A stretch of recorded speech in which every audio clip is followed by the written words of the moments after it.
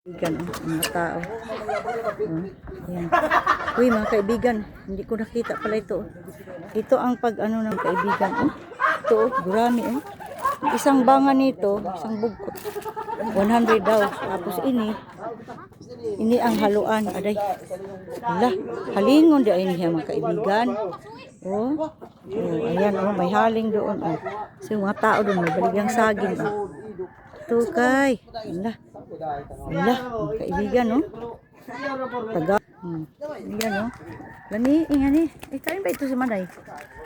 At tuga, tibaw nga dito, abe. Ay pa. Ito tanggain nga dito.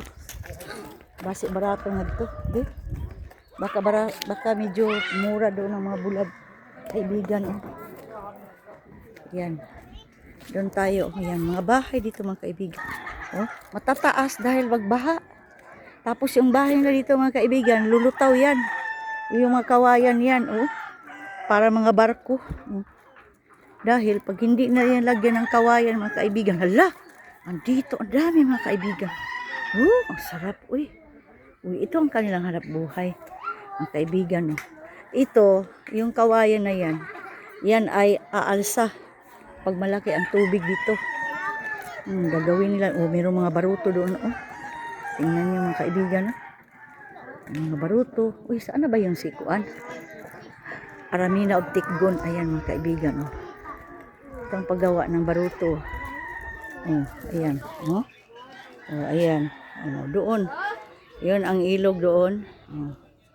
May mga bahay. Ang ganda dito mga kaibigan. Yun ang bahay, ang taas-taas. Hanggang dyan ang tubig mga kaibigan. Kaya hindi basta-basta. Ani na.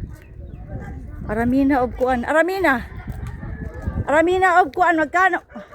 Pila ba lang itong buwad? Be, sige daw. Inaani kita. Ani, kain. Sige. Kain. Hay buwad nga on.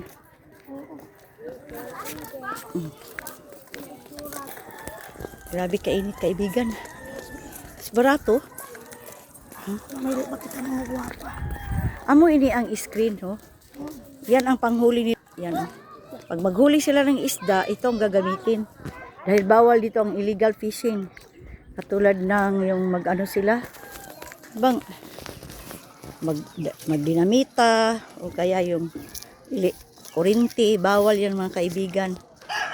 Ang kailangan dito ay legit na paghuli ng yan. Init-init kaibigan, saan pa ito? Wow, ang ganda dito kaibigan. Sana all. Yan. Magtaytayan kita nga ni. Agi kita nga ni kaibigan. Pagluki ba ini? Kay tikwang ang tubig ayan. Tubig ng kaibigan. Ayan. Ito na lang.